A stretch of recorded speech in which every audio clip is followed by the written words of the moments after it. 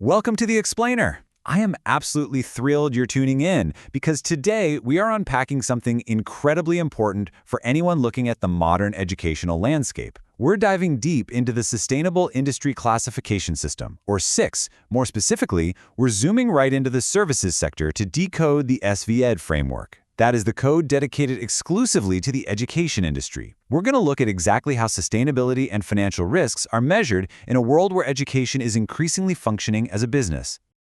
To really grasp this, we got to look at the source. The SASB standards are now officially under the umbrella of the IFRS Foundation. Since August 2022, the International Sustainability Standards Board, the ISSB, took on responsibility for these standards, and that's a game changer. It establishes the authoritative, globally recognized baseline for the sustainability-related financial disclosures we're decoding today.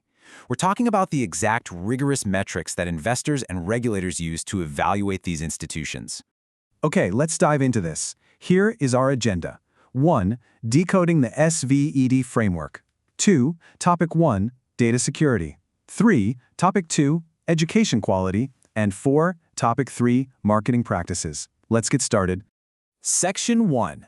Decoding the SVED framework, defining the scope. Right off the bat, here's a crucial contrast.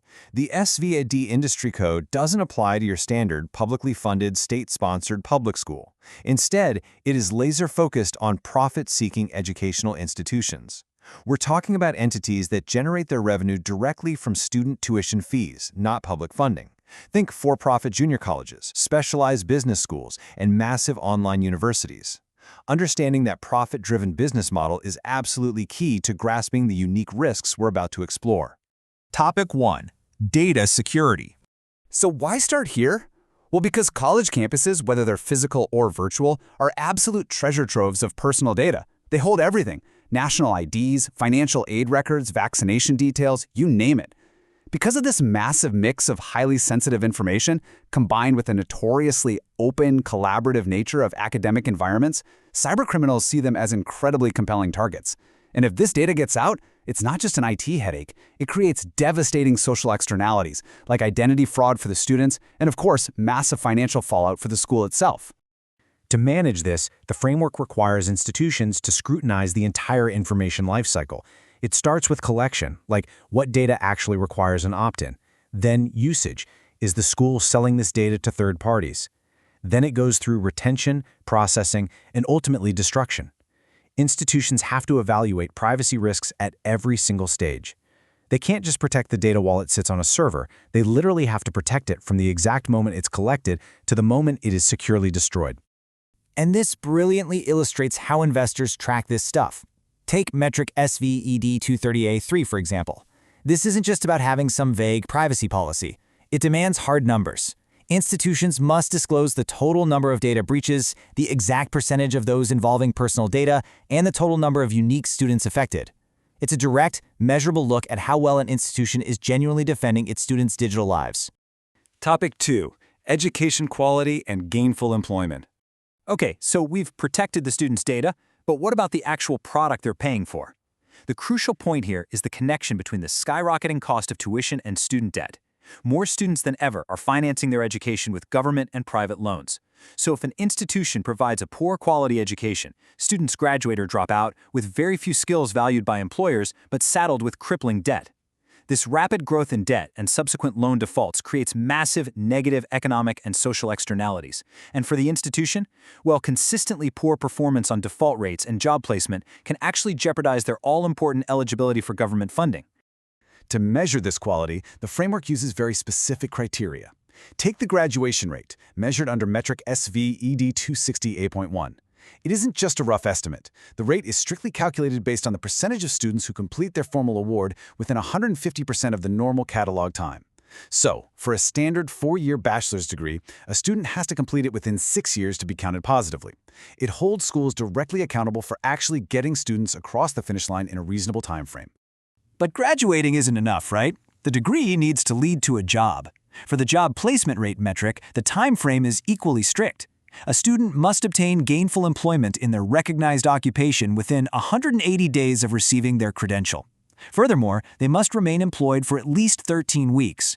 This completely prevents institutions from padding their stats by counting temporary gigs or totally unrelated jobs just to make their brochures look good to prospective students.